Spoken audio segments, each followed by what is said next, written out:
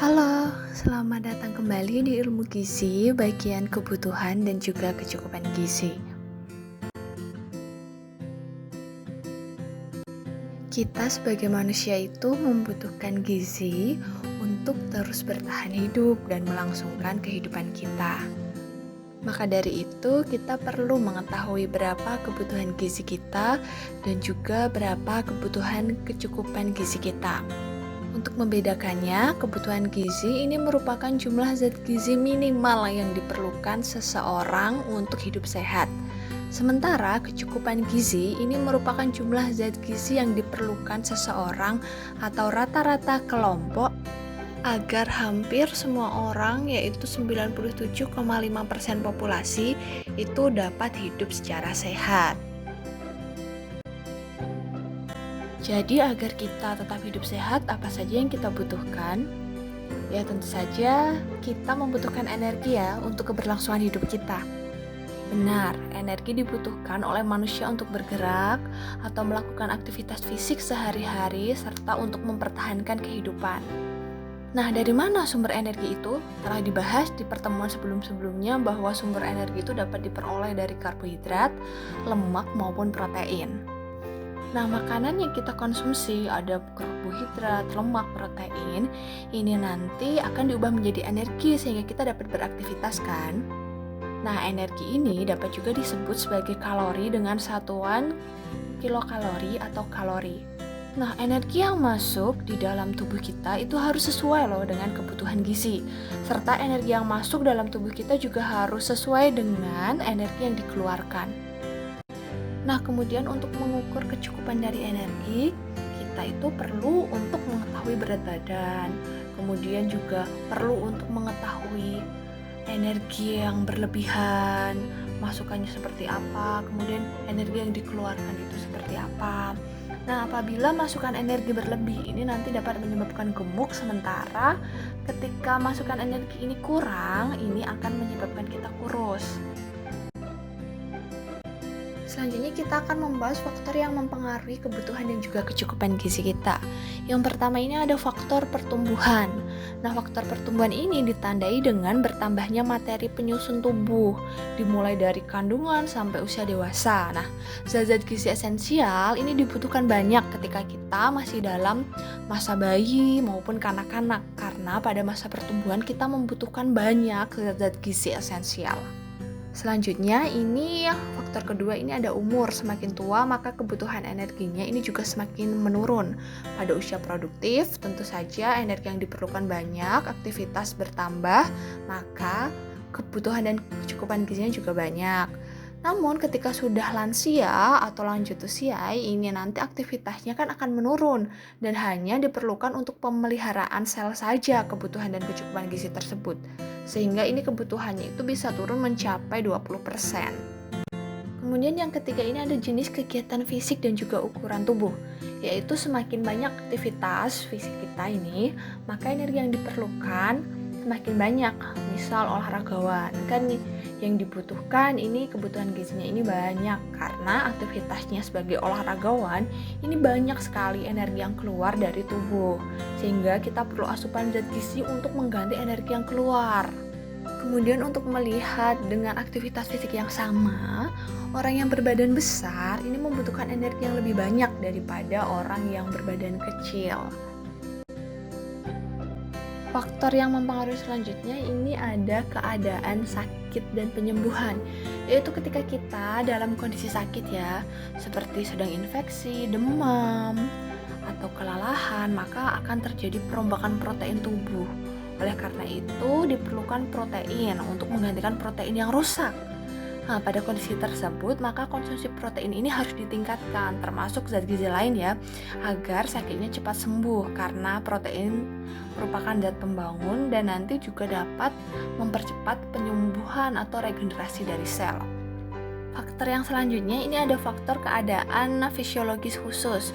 Contohnya ini ada keadaan hamil atau keadaan menyusui, itu juga kebutuhan dan kecukupan gizinya ini berbeda daripada orang yang normal seperti kita. Ini juga dapat dilihat bahwa keadaan menyusui membutuhkan gizi yang lebih banyak daripada keadaan hamil dengan kalori yang lebih tinggi. Nah, di tabel ini kalian dapat melihat angka kecukupan energi, protein, lemak, karbohidrat, serat, dan juga air yang dianjurkan untuk orang Indonesia. Jadi ini berbeda-beda ya, ini dari kelompok umur atau usia ini berbeda. Dari yang 0 sampai 6 bulan dan juga dibandingkan dengan yang 30 hingga 49 tahun, ini kebutuhan energinya berbeda. Dapat dilihat ini kebutuhannya semakin meningkat. Dan tentu saja ini juga tergantung dengan produktivitas masing-masing usia atau masa pertumbuhan tadi. Ini juga tabel lanjutan dari tabel sebelumnya. Di sini juga dari kebutuhan energi, protein itu masing-masing usia berbeda.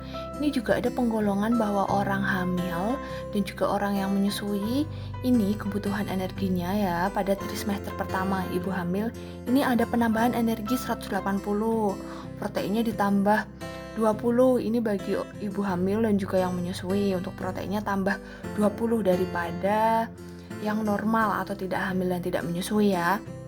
Dan ini juga kebutuhan airnya juga lebih banyak ya untuk ibu hamil dan juga yang menyusui. Terutama ini seperti contohnya ini yang 6 bulan pertama menyusui, air yang dibutuhkan ini tambahannya 800 dibandingkan dengan ketika dia tidak hamil atau tidak menyusui. Nah, kita ini mempelajari energi bukan di ilmu gizi ini, dan kita juga menghasilkan energi kan. Nah, ketika kita menghasilkan energi ini, itu kira-kira untuk apa ya? Yaitu yang pertama untuk kerja internal. Kemudian juga ada untuk kerja eksternal, dan juga energi ini untuk menutupi pengaruh makanan. Nah, apa saja sih yang dimaksud dari kerja internal, kerja eksternal, dan juga energi untuk menutup pengaruh makanan? Mari kita bahas satu persatu.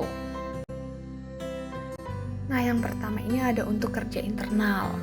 Energi itu digunakan untuk mempertahankan hidup. Contohnya ketika mempertahankan tonus otot, mempertahankan pernapasan, sirkulasi darah, dan juga denyut jantung.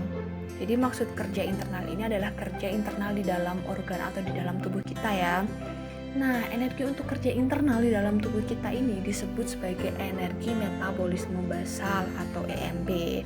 Atau ini juga dapat disebut juga sebagai aktivitas metabolisme basal atau AMB. Nah, kerja internal ini diukur ketika apa? Ketika kita dalam kondisi rileks, tiduran contohnya. Atau biasanya tiduran ini 11 sampai dengan 18 jam sesudah makan.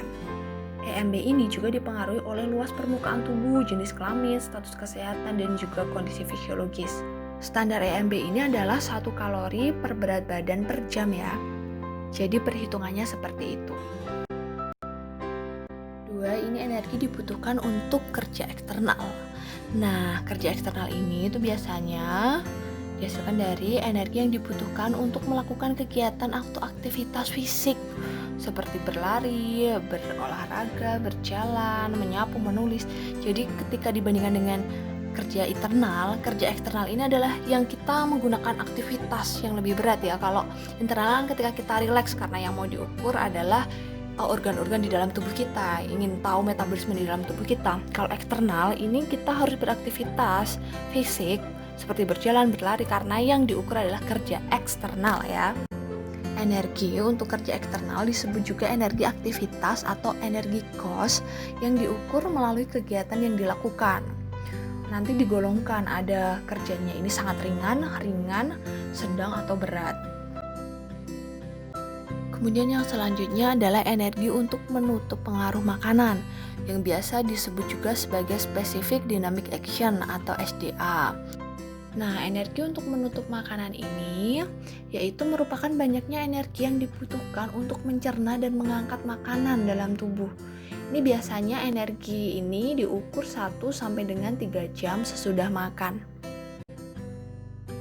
Nah, jadi ketika kita ingin menghitung kebutuhan energi, kita memerlukan data EMB pada kerja internal, aktivitas fisik, pada kerja eksternal, dan juga SDA. Yaitu untuk mengetahui energi menutup pengaruh makanan kita. Jadi 3 itu yang perlu dipegang. Dari energi metabolisme basal, energi untuk aktivitas fisik, dan juga specific dynamic action atau energi untuk menutup pengaruh makanan. Ini perlu dipegang ya. Nah, setelah kita mengetahui kebutuhan energi itu dihitung dari EMB, aktivitas fisik, dan juga SDA, maka kita sekarang belajar mengenai perhitungan tentang metode mencari kebutuhan energi. Ini metode untuk kebutuhan energi ini ada metode dengan batas ambang IMT, kemudian ada juga kita nanti belajar tentang metode faktorial, dan ada juga metode RBW atau biasanya ini khusus bagi penderita diabetes mellitus ya. Jadi sebenarnya itu ada banyak sekali metode untuk kebutuhan gizi, namun ini kita belajar 3 metode yang umum digunakan. Nah, yang pertama kita akan membahas satu persatu. Ini ada metode ambang batas IMT. IMT ini singkatan dari indeks massa tubuh ya. Nah, yang perlu kita perlukan ketika menghitung ambang batas IMT, kita perlu tabel ambang batas IMT, kemudian juga perlu tabel aktivitas fisik. Nah, untuk menghitung IMT sendiri, kita dapat menghitungnya dengan cara yaitu berat badan kita dibagi dengan kuadrat tinggi badan kita. Nah, berat badan kita ini satuannya kilogram dan tinggi badan kita ini satuannya meter. Ketika dibalik ya untuk mencari berat badan, maka seperti apa? Yaitu IMT ideal ini dikalikan dengan tinggi badan kuadrat. Nah, tinggi badannya ini dalam satuan meter. Perlu diingat satuan-satuannya kilogram atau meter ya. Nah, kemudian kita dapat mengkategorikan ambang batas IMT atau indeks massa tubuh kita ini menjadi berbagai macam status seperti kurus, normal, ataupun gemuk. Yang pertama ini ada kurus. Kurus ini kategorinya ada 2, yaitu kekurangan berat badan tingkat berat dan juga kekurangan berat badan tingkat ringan. Untuk kekurangan berat badan tingkat berat ini ambang batas dari IMT-nya ini ketika kurang dari 17. Jadi ketika dihitung berat badan dalam satuan kilogram dibagi dengan kuadrat tinggi badan dalam satuan meter, ini nilainya ketika kurang dari 17, maka dia kategorinya adalah tingkat berat ya, kekurangan berat badannya tingkat berat. Sementara untuk kekurangan berat badan tingkat ringan ini ambang batasnya 17 hingga 18,5.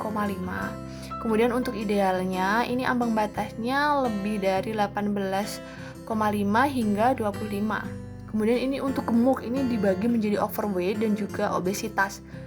Untuk overweight ini ketika lebih dari 25 hingga 27. Sementara kalau udah obesitas ini lebih dari 27 ambang batas dari IMT-nya.